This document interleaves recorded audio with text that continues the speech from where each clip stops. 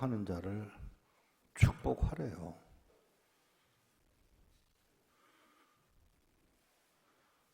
하실 수 있어요? 공산권 선교를 1983년에 연결이 돼서 85년부터 지금까지 횟수로만 35년, 37년 동안 해오는 동안에 가장 어려웠던 것은 건강 문제도 아니고요. 또 돈도 아니고요. 왜냐하면 돈은 있으면 쓰고 없으면 못하면 되니까. 그럼 가장 어려운 게 뭐였느냐? 용서가 안 되더라고요. 축복을 하는 게 성경은 그렇게 말했지만 실제로 살아가면서 내 바로 눈 앞에서 미워하게 되는, 핍박하게 되는 상황이 놓였을 때 감당해야 되는 게 성경이 하는 말처럼, 하신 말씀처럼 감당하게 되지를 않더라고요.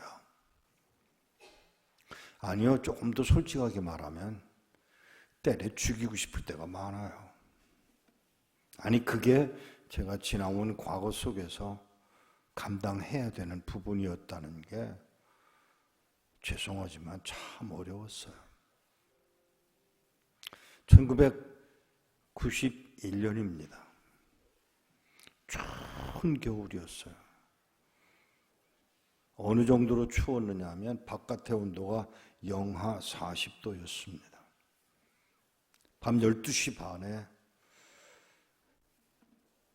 제가 머물던, 그때만 해도 민박이 허용이 되지 않던 때였기 때문에 호텔을, 아주 허름한 호텔에 머물고 있는데 밤 12시 반에 누가 와서 문을 두들겨요. 그런데 문을 두들기는데 제 방에 12시 반에 찾아올 사람이 없어요. 그러니까 제가 무시를 했어요. 점점 더 크게 두들기는 소리가 계속 됐는데 하도 반응을 안 보이니까 전화가 울리더라고요. 그 전화는 들었어요. 그랬더니 경찰이야. 제가 중국말을 못하니까 그 상대편에서 영어로 police, 경찰이야. open the door, 문 열어. 그래서 문을 열자마자 4명, 덩치가 이렇게 크고 제가 키가 작잖아요. 저보다 목이 하나 큰 이렇게 큰 아이들이 문을 열어준 상황에서 밀려 들어와 저에게 여권을 내놓으라고 요청을 했습니다. 여권을 찾아서 잠자리에 누워있던 상황이니까 옷에서 여권을 뽑아서 가방을 정리를 순간적으로 하고, 그리고 여권을 주자 여권은 들여다보지도 않고 제 손에 수갑을 채웠습니다. 갑자기 당한 상황입니다. 현행범도 아니고 내가 미국 시민권자인데 수갑을 풀어라 하고 이야기를 했습니다. 무슨 생각인지 그 사람들이 수갑을 풀었고, 그리고 그냥 바바리 코트 걸치고 끌려나가서 승용차예요. 승용차에 뒷좌석에 저를 밀어넣으면서 머리를 부딪히지 않게 머리를 누르고 밀어넣고, 그리고 순간 내 눈에 마스크가 아닌 눈을 가리우는 것을 가리우고 차가 떠납니다. 계산을 합니다. 시간을 하나, 둘, 셋, 넷, 요 카운트를 해요. 그 카운트를 하면서 이제는 좌회전하겠구나, 이제는 우회전하겠구나 계산을 합니다. 제가 머릿속에 그려낸 주소로 건물로 이끌려갔습니다. 들어가자마자 그때부터 욕설, 그때부터 들려준 말, 잘 들으세요. 너는 조선족이야. 그 말을 수백 번 더 들었어요. 너는 조선족이야. 그렇게 압박된 상황에서 그런 말을 수백 번 듣고 나오면 결과적으로 어떤 일들이 벌어지는가 하면 내 입에서 나 스스로가 나는 조선족이야 라고 말하게 돼버리고 맙니다. 그런 상황에서 방에 들어갔을 때 방에 들어가자 옷을 벗겨줬고 발가벗겨줬고 앉은 상은 쇠로 된 동그란 상, 그리고 의자는 쇠로 된 의자, 방 안 온도는 제가 그때 그 온도는 계산해낼 수는 없지만 영하로 내려갈 정도로 추운 방이었습니다. 종이 한 장을 가져다 줍니다. 일주일 동안에 있었던 일들을 기록해. 펜으로 갖다 주는 게 아니에요. 펜은 얼어서 쓸 수가 없어요. 볼펜은 사용할 수가 없습니다. 뭔지 아세요?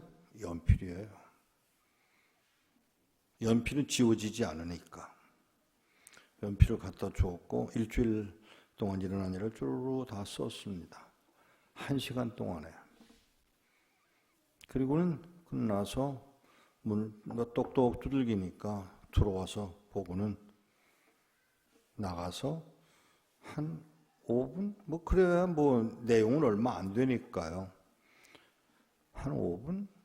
7분 후에 다시 와서 또 써. 다시 써.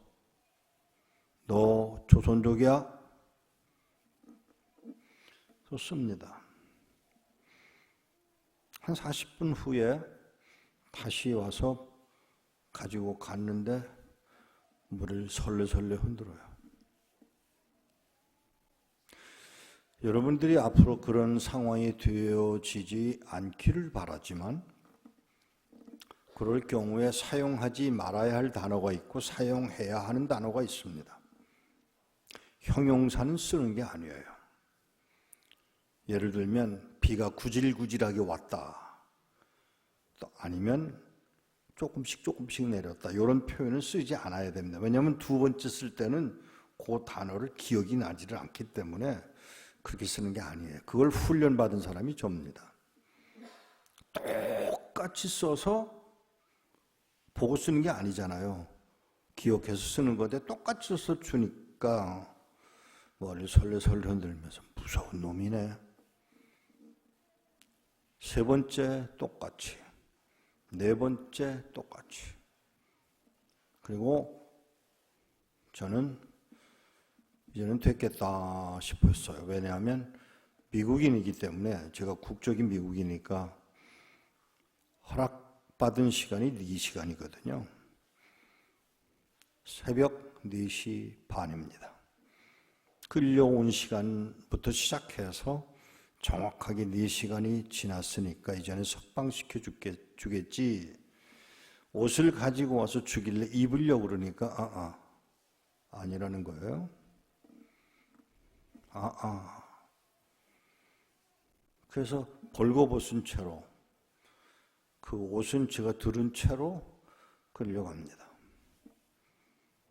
여기서 저 문까지 가는 정도의 복도를 가서 문을 열고 나가면 바깥이에요. 그러면 석방인데 아니라는 거죠. 이루. 그래서 그 옆에 있는 문을 열고 들어갑니다. 또 다른 건물로 옮겨가는 거죠.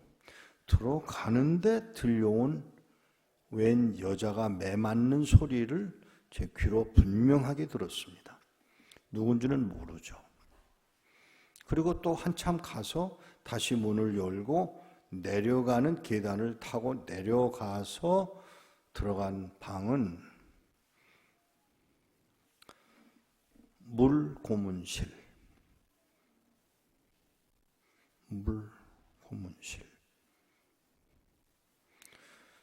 나무 침대에 저를 뉘었고 지금 새벽 4시 반이에요.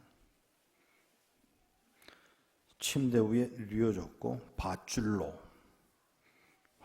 발목을 묶고 무릎을 묶고 제 손은 뒤로 해서 밑으로 해서 묶고 입에다가 자갈 물리고 그리고 눈에는 뭔가 가리워졌고 물고문이 시작됩니다. 자갈 물렸는데 그 물이 입으로 코로 들어가죠. 정신을 잃었습니다.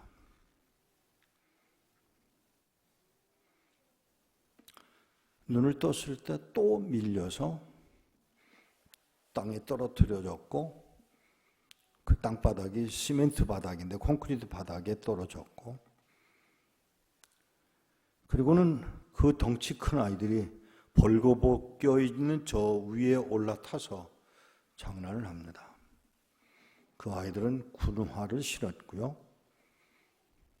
춥기는 엄청나게 추운 방이에요. 정신을 잃었습니다. 그리고 또 조선족이 이 조선족 놈아라는 말을 들으면서 질질 끌려서 그 콘크리트 바닥에서 질질 끌려서 옆에 방으로 갔는데 그 옆에 방은 전기 고문실이었습니다. 발전기 하나, 발전기에서 쏟아져 나오는 연기를 내보내기 위한 구멍이 벽으로 위에 놓여져 있을 뿐이고 본 건물의 전기를 쓰는 건 아니고요. 그 발전기에서 나오는 전기로 고문이 시작됐습니다. 제 IQ가 154인데 그날부로 저는 바보가 됐습니다.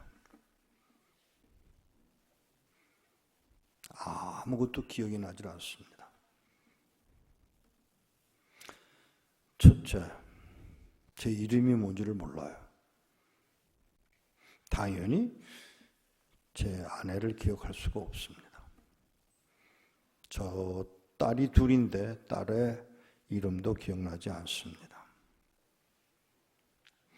제가 그런 훈련을 받은 사람이어서 미국에 사는 사람은 꼭 기억해야 하는 번호가 있습니다.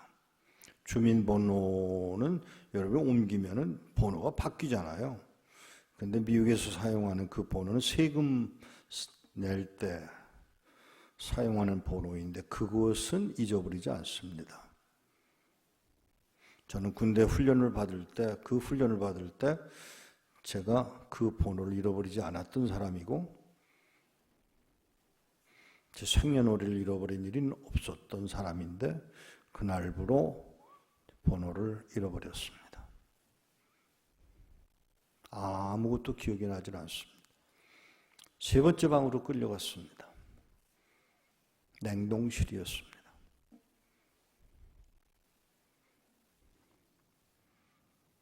화장실에 가고 싶다고 소리를 질렀지만 들은 척도 하지 않아요.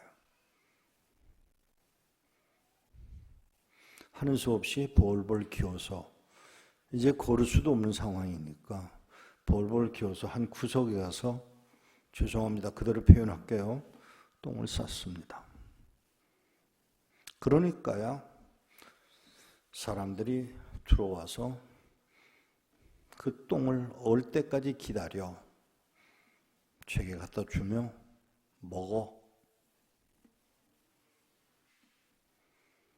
똥이 언 다음에 먹는 건 차라리 쉬워요.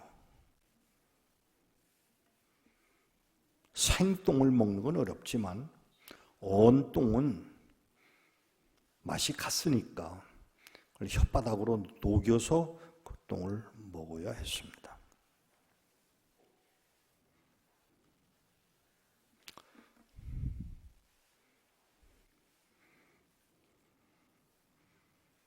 얼마의 시간이 지났는지는 모릅니다. 그들이 옷을 입혀주어서 입었고 밖으로 저를 데려다 주는데 건물 바깥 계단 위에 앉아 있는데 뭘 봤는지 아세요? 한겨울인데 황혼을 보았습니다. 그 황혼이 어쩌면 그렇게 아름다운지. 죄송합니다. 이렇게 표현할게요.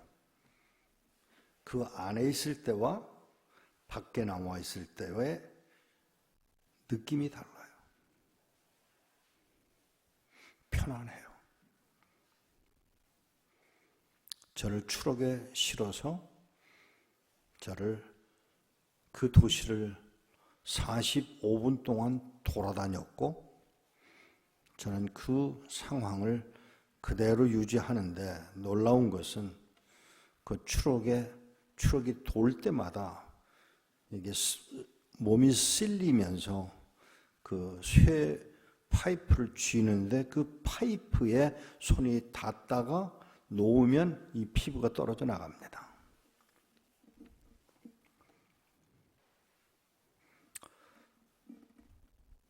청년 하나가 저를 끌어서 저를 가장 심하게 고문하던 중국 놈. 목사는 이렇게 말하면 안 되죠. 그 중국 놈이 저를 끌고 제가 머물던 호텔 방으로 올라가는데 제가 걸어갈 수가 없으니까 하나씩 올려 계단을 올라가고 있었습니다. 엘리베이터가 없어요. 올라가는데 그 사람이 아래를 내려다보고 환경을 확인한 다음에 물었던 질문. 우리가 한 달에 70명을 고문합니다. We tortured 70 people a month. 한 달에 70명을 고문하는데 침 뱉고 욕하고 발길질하고 죄송합니다. 그대로 말할게요. 지랄들을 하는데 당신은 왜 안 그래?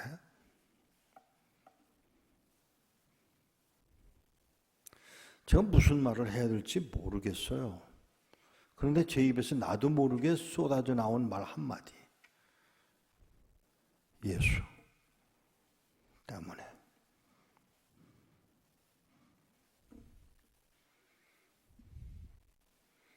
땅에, 아니요, 제 침대에 던져줘서 침대에 엎어졌습니다. 그리고 얼마 동안인지 모를 그 여러 날을 잠을 못 잤던 것이 였겠죠. 그냥 잠이 들었습니다. 나중에 계산을 해보니까 50시간 이상 잠을 잔 것 같아요. 배가 고프더라고요. 너무 배가 고파서 밥을 먹어야 되겠다고 침대에서 움직이면서 그만 떨어졌어요. 제가 일어설 수 없다는 사실을 망각하고 있었습니다. 그래서 하는 수 없이 배는 고프고 1층에 식당이 있는 건 알겠고 그래서 기어서 46살짜리 남자가 기어서 3층에서 기어 내려가기 시작했습니다. 땅바닥 1층 플로어에서 벌벌 기어서 식당에 가서 의자를 그냥 부둥켜 앉고 의자에 앉아서 음식을 시켰습니다. 저 중국 음식 되게 좋아하거든요. 짜장면만 좋아하는 게 아니에요. 중국 음식을 굉장히 좋아합니다. 중국 음식을 4개의 요리를 시켜서 먹으려고 그러니까 손이 떨려서 숟갈을 사용할 수가 없어요. 자꾸 흘려요. 그리고 입에다가 겨우 갖다 대면 입 안이 헐어서 음식을 받아들일 수가 없어요. 그래서 또 음식을 시켰어요. 따뜻한 국. 계란 풀어놓은 국을 달라고 그래서 받아서 입에 하는데 다 흘리고 제대로 먹지를 못했습니다. 내려놓고 다시 벌벌 기어서 제 방으로 기어 올라갔습니다. 사람들이 보고 있었겠죠. 또 쉽니다. 아니요. 그때부터 몸을 풀기 시작합니다. 훈련받은 게 있으니까 그렇게 했습니다. 말을 할 수가 있다는 걸 알고 아래층에다가 연락을 해서 비행기표를 사달라고 요청을 했고, 그리고 비행기표를 구입을 한 걸 알고 택시를 타고 공항에 가서, 그리고 여권에 있는 대로 여권을 제가 여러 번 바꿨기 때문에 이름을 기억을 못하는 건 당연하죠. 여권을 보고 복사를 해서 주고 비행기표를 타고 북경으로. 그 북경에 가서 국내선에서 또 국제선으로 바꿔 타는 일은 해야죠. 그런데 그러기 전에 호텔에 가서 호텔에 들어갔어요. 아니요, 중국 호텔인데 도무지 그 중국 호텔에 들어갈 용기가 안 나더라고요. 머릿속에 그 중국인들에 대한 인식 때문에. 그래서 그 앞에 할리데이인이라고 하는 미국인이 운영하는 호텔이 있어서 그 호텔로 옮겨가서 거기서 현찰을 내고, 그리고 등록을 하고 방을 배정받아서 가는 동안에 받았던 그 빵 굽는 냄새. 미국에서 살면서 경험했던 빵 굽는 냄새. 얼마나 감격적인지 몰라요. 파리스 베켓 빵집에 가면 가끔 막 빵을 구워내는 냄새를 맡으면 제가 감정이 솟아올라서 감당이 안 되는 때를 지금도 경험합니다. 방에 앉았습니다. 침대에 걸터 앉아서, 하나님, 나 우리 집 전화번호 몰라요. 지나간 일이니까 자랑을 해도 되겠죠. 한 번에 전화번호를 한 번에 이런 데다가 프린트를 해서 이렇게 보면 순식간에 1,500개를 외우는 두뇌를 가지고 있었습니다. 책은 600페이지를 그냥 스캔해서 메모리할 수 있는 기능이 저에게 있었습니다. 그러니까 전화번호니 주소니 이런 걸 가지고 다닐 필요가 없죠. 제 집 전화번호는 뭐 당연히 모르고요. 그래서 하나님 전화번호.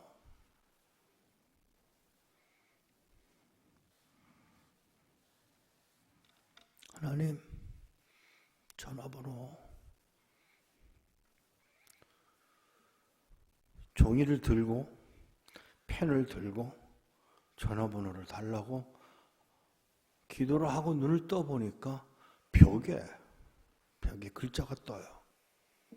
425-337-9005 받아 적고 보니까 벌써 번호가 없어졌어요. 전화를 걸었어요. 분명히 우리 집 전화번호라고 믿고 전화를 걸었어요. 여보세요? 여보, 나야. 제 판단에 여보라고 하는 걸 보니까 내 와이프구나, 내 아내구나라고 판단을 했습니다. 몇 월 며칠 몇 시 비행기로 어느 공항에 도착합니다. 공항에 나와주세요. 알았어. 전화가 끊겼습니다. 그리고 서울을 거치지 않고 바로 미국으로 돌아갔습니다. 미국에 도착하면 세무서에 보고하는 서류가 있습니다. 그 서류에 주소를 써야 되는데 주소를 알 길이 없어요. 오전에 제가 잠깐 이 부분을 이야기한 예배가 있었습니다만은 거기다가 주소를 써서 주면서 이 주소가 안 맞아요. 컴퓨터로 확인해 보세요. 틀리네? 틀려요. 그리고 고쳐가지고 주면서 무슨 일이냐고 물었습니다. 저 목사입니다. 중국에 가서 어려움을 겪었습니다. 그래서 제 머리가 정상이 아닙니다. 무슨 일을 하시나요? 선교를 합니다. 성경을 배달합니다. 지하 교회에. 그의 눈에 눈물이 고이기 시작했습니다. 그리고는 저에게 격려를 하는데 그 손이 떨리더라고요. 그리고는 밖으로 나와서 저를 가까이 서게 하고 저를 향해 제 귀에다 대고 할렐루야. 미국의 공무원은 그런 특정 종교의 언어를 사용할 수가 없는 게 법이니까 저에게 큰 소리로 할렐루야하고 말하지 않고 저만 들을 수 있도록 귀에다 대고 할렐루야. 끌어안고 싶은 걸 억지로 참고 그리고는 도장을 찍어주어서 내려와서 짐을 기다리는데 제 짐이 뭐 2개밖에 없죠. 꺼내서 제 카트에다 옮겨 놓으려고 그러는데 뒤에 있는 미국인 여인들이 할렐루야. 그때 그 중국인이 아니요, 미국인들이 저보고 한 말. 당신은 우리의 형제입니다. 저는 형제들이 많아요. 흑인도 있고요. 백인도 있고요. 멕시칸도 있고요. 그리스도 안에서. 당신은 그리스도 안에서 우리들의 형제입니다. 자, 그때 울었어요. 한국 정부는 아무도 제가 하는 일에 고맙다고 한 일이 없지만 웬일이에요? 미국은 저에게 얼마나 고마워하는지 몰라요. 밖에 나왔습니다. 차에다가 짐을 실어 주었습니다. 아내가 운전을 하는데 아내에게 그 어려움 당한 이야기를 할 수가 없었습니다. 자동차 번호를 물었고 자동차 번호를 주었기 때문에 그 번호를 확인했을 뿐이지 제 아내인 줄을 알아본 건 아니에요. 차를 탔습니다. 그리고는 제가 하는 말이 어디로 가요? 여기로 나가서 5번 타고 올라가다가 183번 나가는 길에서 나가서 맥도날드가 있으면 좌회전하세요. 알겠다고. 그래서 집으로 돌아갔더니 여자애들 둘이 아빠! 죄송합니다. 그 아이들이 누군지 모르겠는 거예요.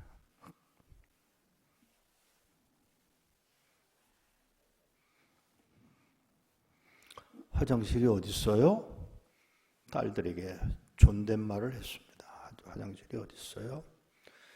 화장실에 가서 소변을 보고 나와서 우물우물하니까 아빠 방으로 가. 아이들은 지금 뭐가 뭔지 모르는 거죠. 아빠 방이라고 반 지하에 있는 서재를 안내해줘서 갔습니다. 아무것도 기억이 나질 않아요. 사진을 뒤적거려도 모르겠고 누가 누군지 전혀 모르겠고 마음에 저 위에 있는 나이 든 여자는 누구고 제 젊은 아이들은 누구예요? 그게 주일날 아침이었던 모양입니다. 아무것도 준비를 안 하고 있는데 큰아이가 와서 아빠 예배당 가? 오늘 점심을 대접한 장로님 댁에서 따님이 아빠 하는 거 보니까 그렇게 정겹더라고요. 그리고 그때 기억이 나서 오늘 굉장히 제가 힘들었어요. 아빠.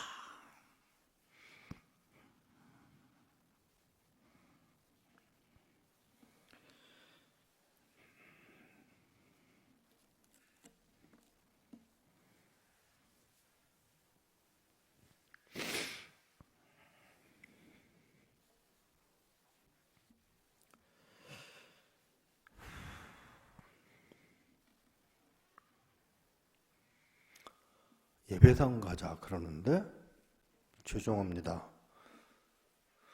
예배당이 뭔지를 모르겠는 거예요. 이 머리가 완전히 잘못된 거예요. 어디를 가야 되나 보다. 일어나니까 아빠 성경도 가지고 가. 죄송합니다. 성경이 뭔지를 모르는 거예요. 앞에 있는 성경을 그게 성경이라고 가르쳐줘서 그 성경을 집어드니까 아빠 헌금도 가지고 가야지. 예배당이 뭔지 성경이 뭔지 헌금이 뭔지를 모르는 완전히 바보. 그 아이를 따라서 예배당에 갔습니다. 미국에서 두 번째 가라 하면 서러운 교회, 미국인 교회인데 찬양을 얼마나 많이 하는지 몰라요. 나는 지금 일어나는 것도 힘들어 죽겠는데 일어났다 앉았다 일어났다 앉았다 하면 찬양을 해요. 예배 마치고 집으로 돌아왔습니다. 그 다음 주일도 똑같은 일이 벌어졌어요. 세 번째 주일날은 그냥 그렇게 갔어요. 똑같이. 그런데 많은 접시를 가지고 와서 그리스도의 몸입니다.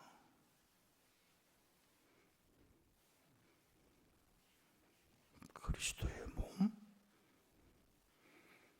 하나씩 집어들기에 저도 하나씩 들었습니다.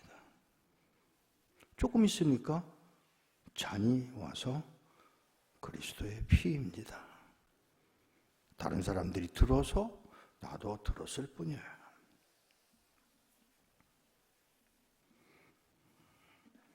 그 사람들이 먹으니까 먹었고 그 사람들이 마시니까 마셨습니다.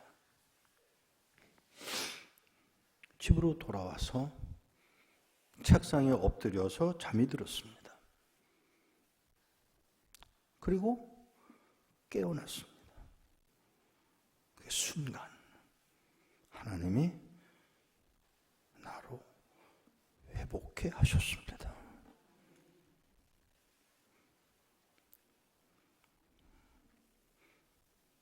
마음은 하나. 죽일 놈. 그놈 새끼들. 이게 제 감정이에요. 몸은 매일 화장실에 가서 앉을 때마다 피를 쏟아냅니다. 10년을 하혈을 했습니다. 10년. 아내에게도 말하지 않았고, 영어로는 pretend라고 하는데 그런 척, 아무 일도 없는 척 하는 거예요. I pretend not to happen anything. 아무 일도 일어나지 않았어 라는 생각을 하고 행동을 하는 겁니다. 어느 날 간증을 하다가 실수를 해서 그만 그 이야기를 터뜨렸을 때 제 아내가 그 간증하는 자리에 앉아 있었어요.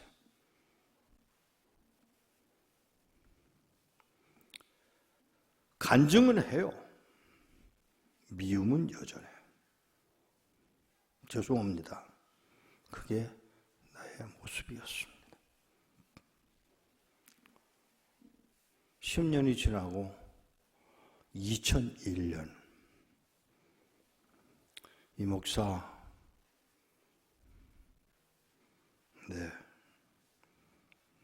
다시 가라. 어디를요?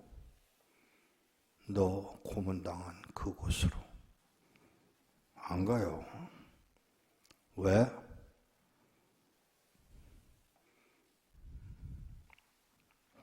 용서가 안 돼요.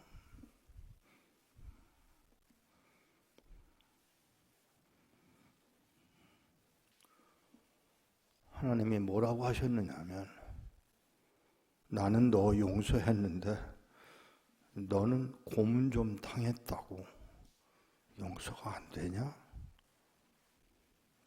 예. 가. 안 갈래요. 3년을 싸웠어요. 그 싸움을 하나님과 싸움을 하다가 2004년 어느 날 마음속에 내가 이러다가 맞지. 하나님이 참으시는 것도 한계가 있을 텐데. 그리고 가기로 했습니다. 갈게요, 하나님.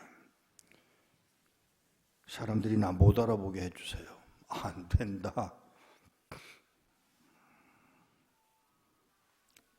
2004년에 다시 중국으로, 아니요, 다른 도시는 늘 갔어요. 근데 그 도시만은 안 갔다가 2004년 그 도시를 돌아갔는데,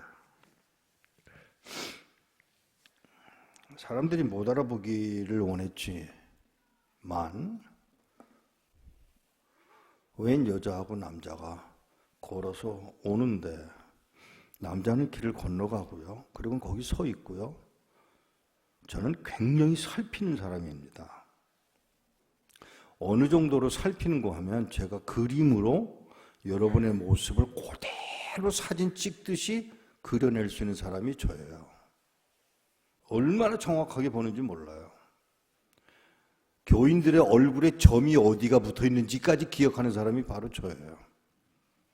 그런 제가 머리를 숙이고 땅바닥을 보면서 걸어가는데, 순간순간 눈을 들어서 보는데 저를 향해서 걸어오는 두 부부가, 남자는 길을 건너가고 여자가 오는데, 느낌에 저 사람이 날 보고 오지. 지나가더라고요. 지나가는구나.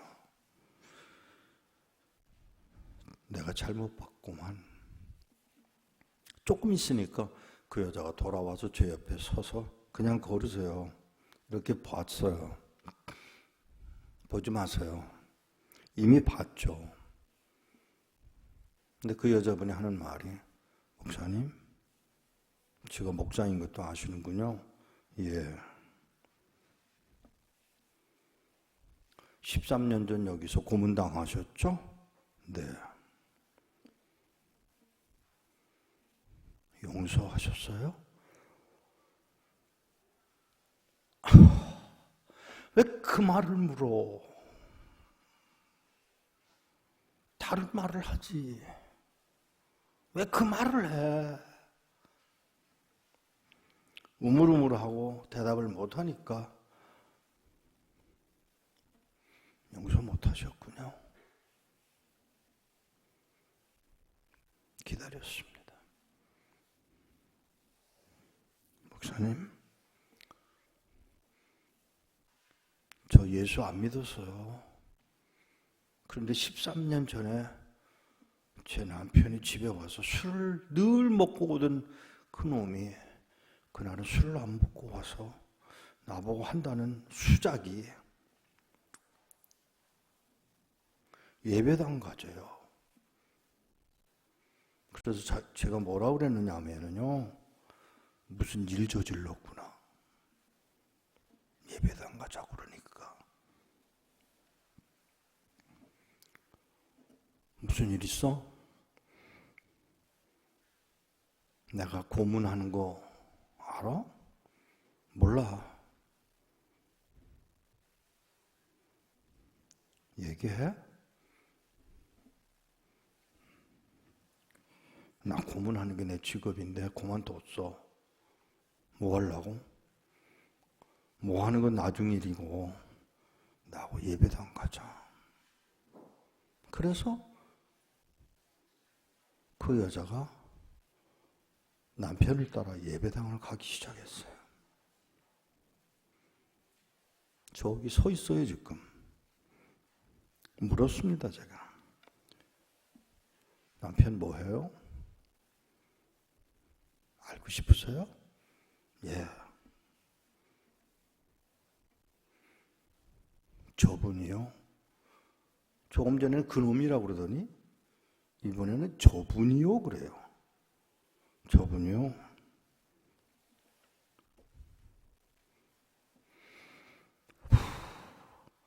목사님 되셨어요. 할렐루야죠? 아니요. 저 할렐루야 안 했어요. 화가 나더라고요. 아, 그 새끼 목사 만들려면 그냥 만들지. 왜 나는 뭐야 그러면? 이게 하나님 앞에 한 제 말이에요. 나는 뭐냐고요?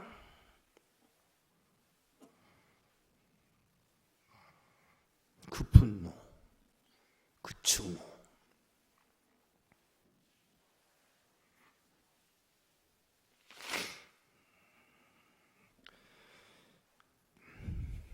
시간이 많이 갔습니다만 요 얘기만 할게요.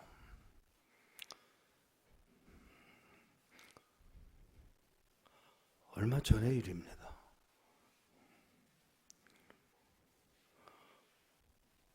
고문당하러 끌려갔을 때 매 맞았던 여자 있다고 그랬죠? 그 여자분이 살아계세요. 그분은 순전히 저 때문에 감옥에 가서 고문을 당하신 거예요. 저 때문에. 그 사실을 알게 된 지가 얼마 안 됐어요. 너무 죄송하고 내가 고문당한 건 뭐 할 수 없지만 그분이 나 때문에 고문당한 게 너무 죄송하고 미안하고 어떻게 풀어드려야 할지를 몰라서 죄송합니다. 용서해 주십시오. 며칠 전에 전화가 왔어요. 코로나 끝나면 잠깐 다녀가라. 예. 근데 그 대화가 있기 전에 한 번 또 대화를 했어요. 그저 죄송해서, 미안해서. 나 때문에 그렇게 일을 당했으니 너무 죄송해서 미안하다고. 그랬더니 이 목사, 왜요? 이 목사 때문에 고문당했다 그랬지? 네. 이 목사 때문에 내가 상을 더 많이 받게 된 거 알아? 이게 무슨 소리예요? 이 목사 때문에 내가 고문을 당한 거는 사실이지만 그 고문 때문에 하늘나라의 상이 더 커졌다는 사실을 이해해? 큰 그림을 보라고. 이 목사는 주의 나라를 위해서 일하다가 그렇게 잡혀가 고문을 당했고, 나는 이 목사 때문에 또 끌려가서 고문을 당했지만 큰 그림을 보라고. 요셉을 보라고. 요셉이 끌려갈 때 미워했겠어? 미워했을 거야. 아니, 괴로워했을 거야.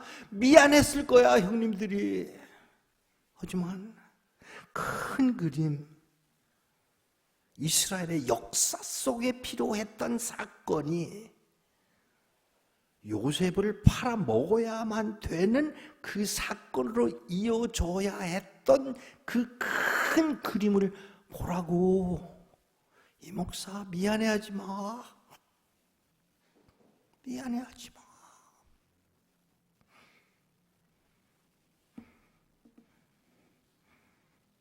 미안해하지 마.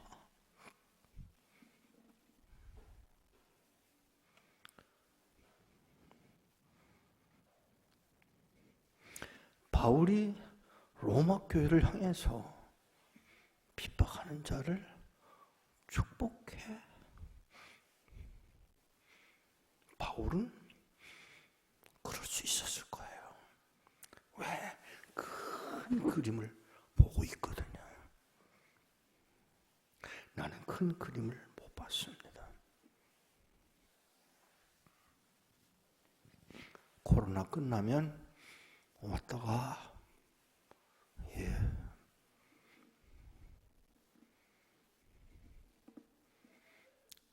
다른 모든 이유를 그만두고요. 그분 만나기 위해서 코로나가 끝나야 합니다. 그의 손을 한번 잡고 또다시 미안하다고 하겠지만 큰 그림을 보게 가르쳐준 그분이 너무 고마워서. 사랑하는 여러분, 살아가는 동안에 큰 그림을 보지 못하고 아내가 밉고 남편이 밉고 자식들이 밉고 상황이 너무 괴로울 수 있지만 큰 그림을 본다면, 숲을 본다면, 나무만 보지 말고 숲만 볼 수 있다면, 하나님의 지하 운동을 쓰신 원브란드 목사님, 한국에서는 범브란드라고 그러시던데, 원브란드 목사님을 제가 만났었습니다. 좋은 교제를 나눴습니다.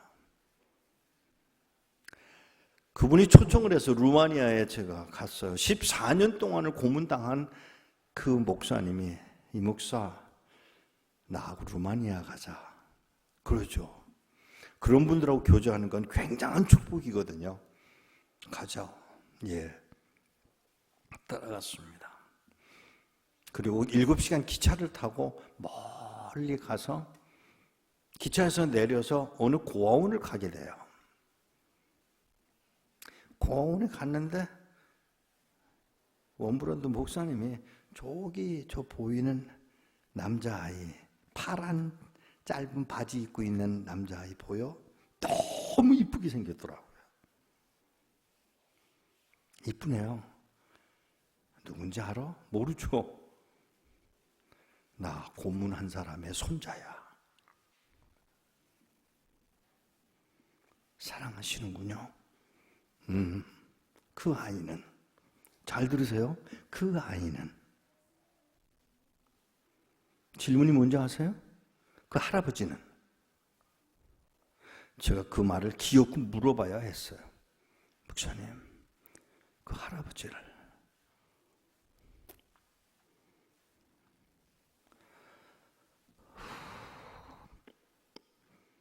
솔직하게 말씀하시더라고요. 나는 그리스도가 아니야.